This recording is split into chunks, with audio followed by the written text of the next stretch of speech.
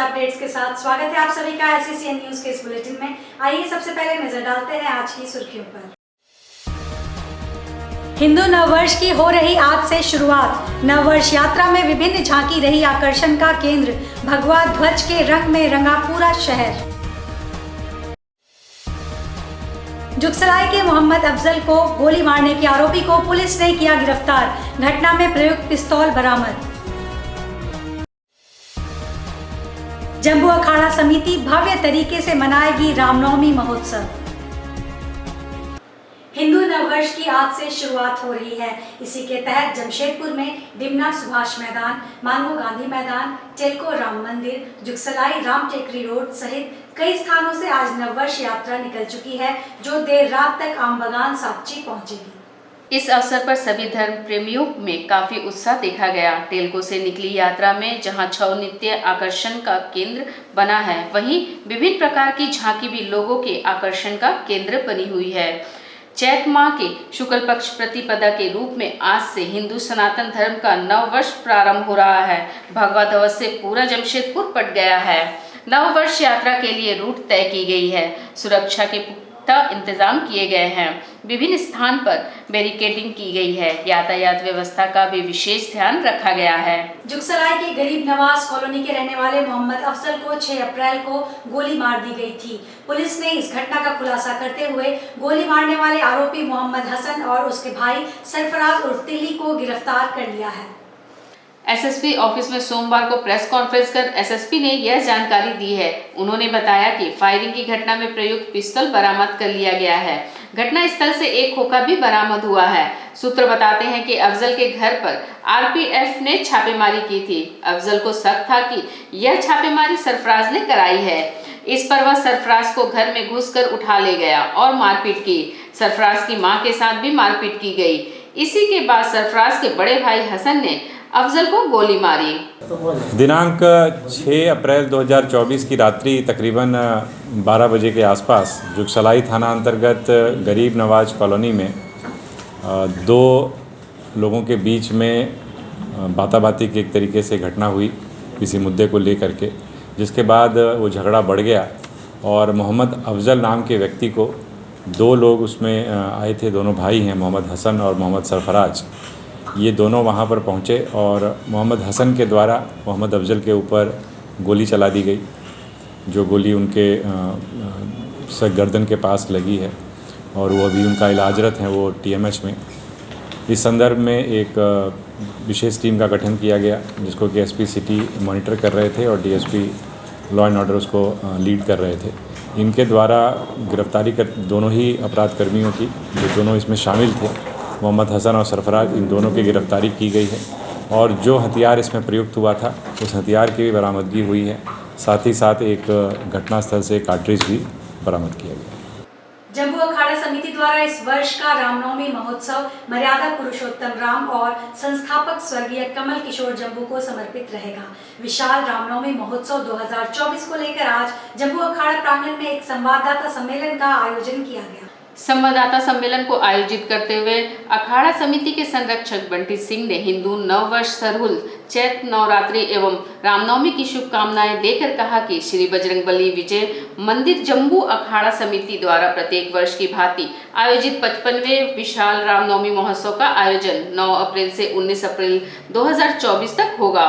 उन्होंने कहा कि इस विशाल रामनवमी महोत्सव का शुभ आरंभ अखंड हरि नाम के संकीर्तन से किया जाएगा, जो कि 9 अप्रैल 2024 से लेकर 11 अप्रैल 2024 तक लगातार 48 घंटे तक झारखंड एवं बंगाल से आए अलग अलग कीर्तन मंडली द्वारा किया जाएगा। उसके बाद 12 अप्रैल से 13 अप्रैल तक लगातार 36 घंटे का संपूर्ण रामचरितमानस पाठ पंडित अखिल पंडित जी की मंडली द्वारा प्रस्तुत की जाएगी। तत्पश्चात महाषष्ठी को प्रत्येक वर्ष की भांति इस वर्ष भी भव्य कलश यात्रा शोभा यात्रा निकाली जाएगी। सभी दिन प्रसाद की व्यवस्था की गई है। आज के इस संवाददाता सम्मेलन में मुख्य रूप से जम्बू अखाड़ा के अध्यक्ष ब्रिजेश किशोर, अखाड़ा के लाइसेंसी रणवीर मंडल, मधुसूदन गोस्वामी, आलोक बरन चटर्जी, जंग बहादुर, अरविंद कुमार, रमन मूर्ति, विपुल कुमार पांडे आदि उपस्थित थे। भारतवर्ष के सनातन धर्मावलंबियों को चैत्र शुक्ल प्रतिपदा हिंदू नववर्ष चैती छठ और श्री रामनवमी की हार्दिक हार्दिक शुभकामनाएं, बधाई। आगामी 9 अप्रैल 2024 से दिनांक 19 अप्रैल 2024 तक प्रत्येक वर्ष की भांति इस वर्ष भी जम्बू अखाड़ा का भव्य विशाल रामनवमी महोत्सव मनाया जाएगा। 9 अप्रैल से कार्यक्रम की शुभारंभ हो जाएगी और यह जो इस वर्ष हम लोग जो रामनवमी मना रहे हैं, ये संपूर्ण रूप से हमारे संस्थापक, हमारे अखाड़ा के संस्थापक, इस अखाड़ा के सर्वे सर्वा उनको समर्पित है और राम के नाम पर ही यह रामनवमी हम लोग पूर्ण रूप से समर्पित करने जा रहे हैं। जैसा सर्वविदित है कि दिनांक 22 जनवरी को राम मंदिर का निर्माण किया गया और उद्घाटन किया गया और इसलिए इस बार हम लोग पूरी तरीके से राम पुरुषोत्तम, मर्यादा पुरुषोत्तम राम जी को हम लोग पूरी तरीके से फोकस किए हैं। इसीलिए 9 अप्रैल से 12 अप्रैल तक, 9 अप्रैल से 11 अप्रैल तक 48 घंटे का निरंतर रूप से अखंड हरि कीर्तन चलेगा और ये झारखंड और बंगाल के सीमा से सटे हुए और उड़ीसा के सीमा से सटे हुए भजन करने वाले, कीर्तन करने वाले पार्टियों के द्वारा किया जाएगा, हरि राम नाम संकीर्तन।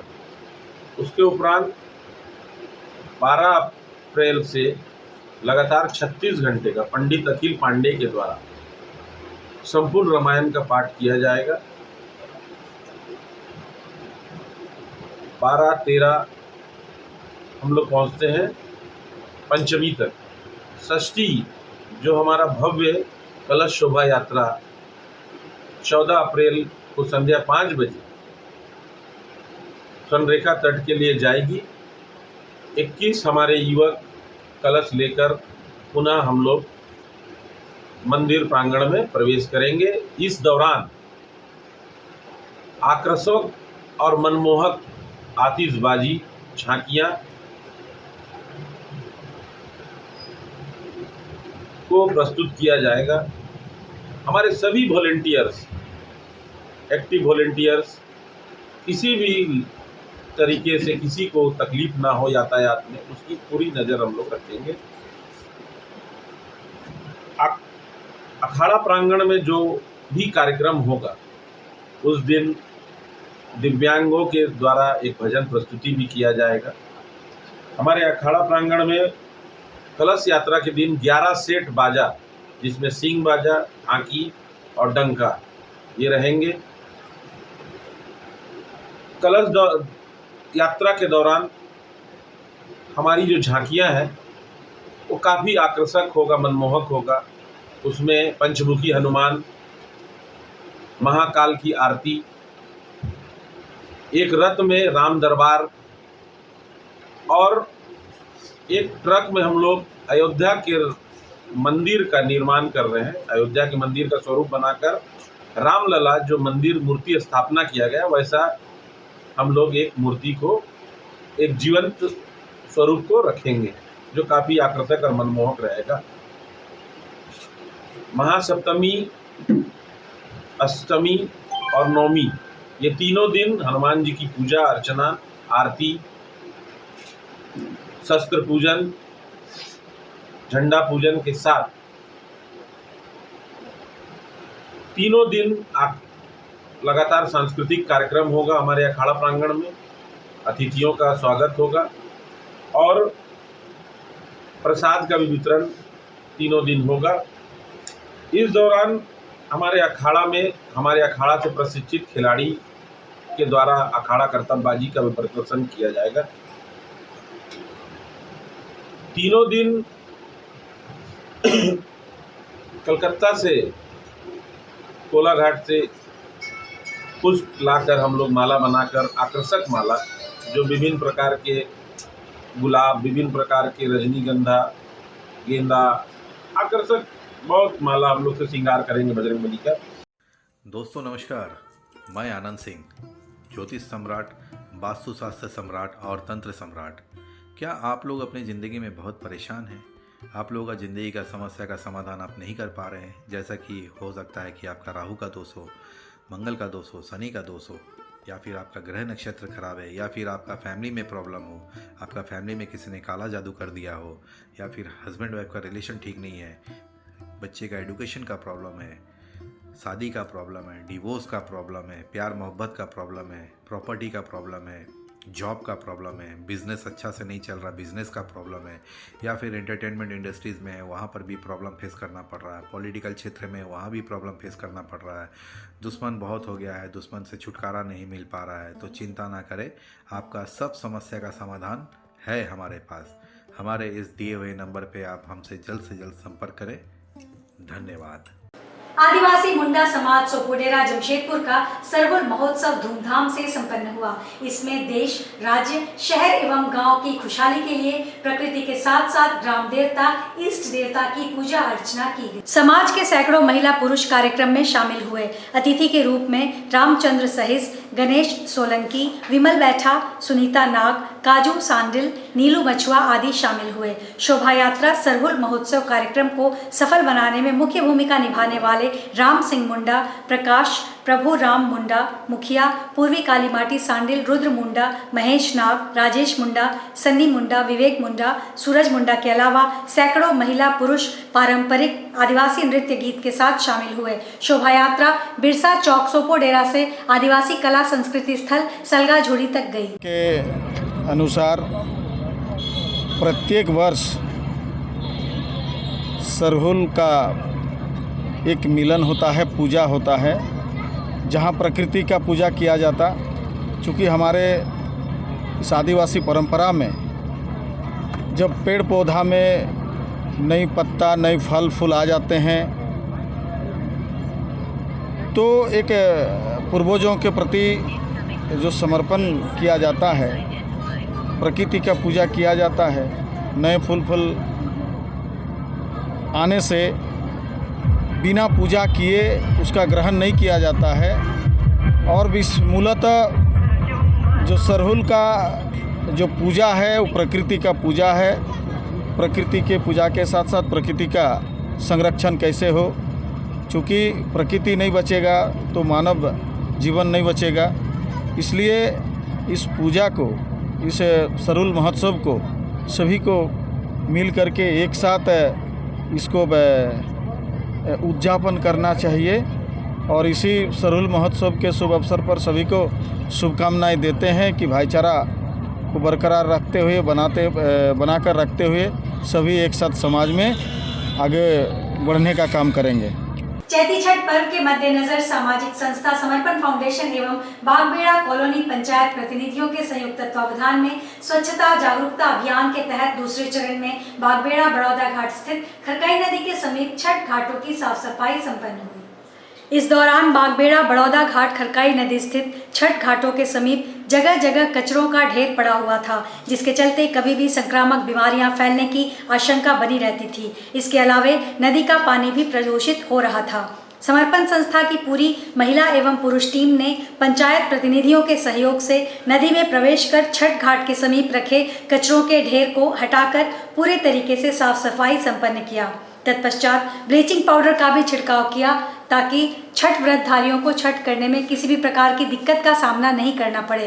पंचायत समिति सदस्य सुनील गुप्ता ने कहा कि यह अभियान लगातार जारी रहेगा। तृतीय चरण में भी नदी एवं नदी के आसपास कचरा का साफ सफाई कर नदी को स्वच्छ बनाया जाएगा। उन्होंने स्थानीय लोगों से भी नदी के आसपास कचरा नहीं फेंकने और नदी को स्वच्छ बनाने का आह्वान किया है। इस अवसर पर अन्य पदाधिकारी ने कहा कि प्रधानमंत्री जी ने स्वच्छता का अलख जगाया है और लोग स्वच्छता के महत्व को समझने लगे हैं। छठ पर्व पर स्वच्छता का विशेष महत्व रहता है, इसलिए छठ घाट एवं पूरे रास्ते में साफ सफाई का पूरा ध्यान रखा जा रहा है। उसी के अवसर पर हम लोग ने सोचा कि थोड़ा सा काम कर ले। अब नदी घाट में इतनी ज़्यादा कचरा हो चुके हैं यहाँ पे, तो स्वच्छ सप्ताह सफाई का अभियान हम लोग चालू किए हैं पिछले रविवार से। ये हम लोग का काम तो है ही, लेकिन हम चाहते हैं कि हमारे जो लोकल अथॉरिटी है वो भी साथ में यहाँ पर काम कर रहे हैं, और हमारे जो लोकल वासी हैं उनसे भी अनुरोध है कि वो भी आके हमारे साथ जुड़े, हमारे साथ साफ़ सफाई का अभियान में जुड़े, उन काम उन करें। क्योंकि नदी देखिए, नदी से ही हम लोग का जीवन उवन शुरू है और ख़त्म भी इसी से है। लेकिन देखिए कितनी कचड़ी हो चुकी है यहाँ पर, तो हम लोग चाह रहे हैं कि पूरा साफ़ सफाई अभियान जोरों शोर से हो, और आगे भी ऐसे हम लोग करते रहेंगे। लेकिन इसका चलते कि हम लोग चाहते हैं कि हमारे कुछ जो प्रशासन है, जो हमारे जो नेतागण हैं, उन लोगों का भी उनका हेल्प चाहिए। ये सब जितने भी नदियां हैं, जो भी हम लोग यहाँ पर काम कर रहे हैं उसके लिए चाहिए। इसके चाहते हम लोग चाहते हैं कि और थोड़ा सा वर्कर मिले हम लोग के साथ, वर्कर ने और आके साथ दे हम लोग का, ताकि जितने जल्दी हो सके, और कुछ ज़्यादा दिन बचा नहीं है। माँ चैती छठ की पूजा भी आ रही है, एकदम छठ पूजा तक हम लोग का साफ़ सफाई चलते रहेगा, ताकि कोई भी भक्तगणों को कोई भी चोट ना लगे, उनकी पूजा आराधना में कोई बाधा ना आए। ये हम लोग का लक्ष्य है। सरायकेला जिले के चांडिल अनुमंडल क्षेत्र अंतर्गत राउताड़ा गांव समेत आसपास के आधा दर्जन गांवों के ग्रामीणों ने रविवार को स्थानीय हरि मंदिर में बैठक आयोजित कर करण महतो हत्याकांड आरोपी की गिरफ्तारी नहीं होने पर आगामी लोकसभा चुनाव में वोट बहिष्कार का ऐलान किया है। मौके पर जुटे स्थानीय ग्रामीणों ने चांडिल थाना पुलिस पर भी मामले की लिपापोती करने का आरोप लगाया है। स्थानीय ग्रामीणों ने कहा है कि चांडिल अनुमंडल क्षेत्र में हुई कई हत्याकांड का उद्भेदन कर पुलिस ने हत्यारों को गिरफ्तार किया है, लेकिन करण महतो हत्याकांड की गुत्थी पुलिस सुलझाने में पूरी तरह असफल है। इसके अलावा निम्बी थाना क्षेत्र अंतर्गत अधेड़ महिला की खेतों में हत्या किए जाने के मामले में भी पुलिस चुप्पी साधे हुए है, जो कहीं न कहीं पुलिस की कमी को उजागर कर रही है। बैठक में रसूनिया, लेंगडी, सुखसारी, तिरुलडी, अगुवानडी, हाथीनंदा सहित 6 गांवों में ग्रामीण महिला पुरुष जुटे थे। बीते 6 मार्च को राउताड़ा गांव निवासी करण महतो का शव सड़क से बरामद किया गया था। घटना के बाद मृतक के पिता शिवराम महतो ने चांडिल थाना में हत्या की आशंका जताते हुए लिखित शिकायत की थी। इसके बाद स्थानीय भाजपा मंडल अध्यक्ष पर हत्या के आरोप लगाए गए थे। हालांकि इस मामले में अब तक पुलिस को कोई सबूत नहीं मिल सका है। पूरे मामले पर थाना प्रभारी वरुण यादव द्वारा बताया गया है कि पोस्टमार्टम रिपोर्ट प्राप्त होने के बाद ही पुलिस मामले में आगे कार्रवाई करेगी। वहीं पुलिस अधीक्षक द्वारा मामले की जानकारी नहीं होने की बात कही गई थी। कहते ज़्यादा कि आज रिपोर्ट आने से हम लोग कार्रवाई करेंगे, कल रिपोर्ट आने से हम लोग कार्रवाई करेंगे। आज 1 महीना होने जा रहा है, सारा सबूत उनके पास है, मतलब फिर भी अभी तक कुछ कार्रवाई नहीं हुई है। प्रशासन किसके दबाव में आके नहीं कर रही है, या फिर कोई नेता उसका सपोर्ट है, कौन है, कुछ भी है, हम लोग को उससे कोई अभी जो भी सत्य में उनके पास भी ये खबर जा चुका है। जब प्रशासन के पास गया है तो जाहिर सा बात है उनके पास भी खबर गया ही होगा। तो जब वही कार्रवाई नहीं कर रहे तो हम लोग वोट देके अगले को अपना सर पे चढ़ाएंगे, बोलिए हम लोग तो गुहार उन्हीं के पास लगाएंगे, कुछ भी होगा तो। गुरुद्वारा प्रबंधन साकची 13 से 16 अप्रैल तक साकची गुरुद्वारा मैदान में वैशाखी सभ्याचार मेला का आयोजन करने जा रही है। प्रेस वार्ता आयोजित कर पत्रकारों को जानकारी दी गई कि 4 दिन के इस मेले में प्रथम 2 दिन धार्मिक संबंधित कार्यक्रम होंगे। इसके बाद अन्य 2 दिन वैशाखी पर्व और अपनी संस्कृति से संबंधित सांस्कृतिक कार्यक्रम का आयोजन किया जाएगा। इसमें सिखों के गुरु के बारे में नाट्य मंचन का भी आयोजन होगा। समिति के सदस्य निशान सिंह ने बताया कि इस मेला का उद्देश्य नई जनरेशन के युवाओं और बच्चों को सिखों के सांस्कृतिक एवं धार्मिक विचारधारा से रूबरू कराना है। वाहिगुरु जी का खालसा, वाहिगुरु जी की फतेह। इस बार हम लोग वैसाखी के मौके पर वैसाखी सभ्याचार मेला का आयोजन कर रहे हैं, जो 13 से लेके 16 तक चलेगा, और 2 दिन धार्मिक प्रोग्राम होगा 8 से 10, और बाकी 11 बजे से लेकर शाम 11 बजे तक मेले का प्रोग्राम रहेगा, जिसमें खाने के लिए स्टॉल वगैरह लगेंगे और बाकी अदर्स भी स्टॉल लगेंगे। और 15 और 16 को भंगड़ा और गिद्दा और प्रोग्राम होगा, बच्चों को प्रोग्राम होंगे। इसी आपका माध्यम से हम जमशेदपुर की समूह साथ संगत को बेनती करते हैं कि इसमें बच्चों को कम से कम बढ़ चढ़ के हिस्सा लें, ताकि हम लोग का जो वैसाखी कमाता है उनको जानकारी हो और उसका बढ़ चढ़ वाद से वाद लाया जा सके। वाहिगुरु जी का खालसा, वाहिगुरु जी। आज के इस बुलेटिन में बस इतना ही। हम फिर हाजिर होंगे कुछ और नई खबरों के साथ। तब तक के लिए SCCN न्यूज की पूरी टीम की ओर से मुझे दीजिए इजाजत। नमस्कार।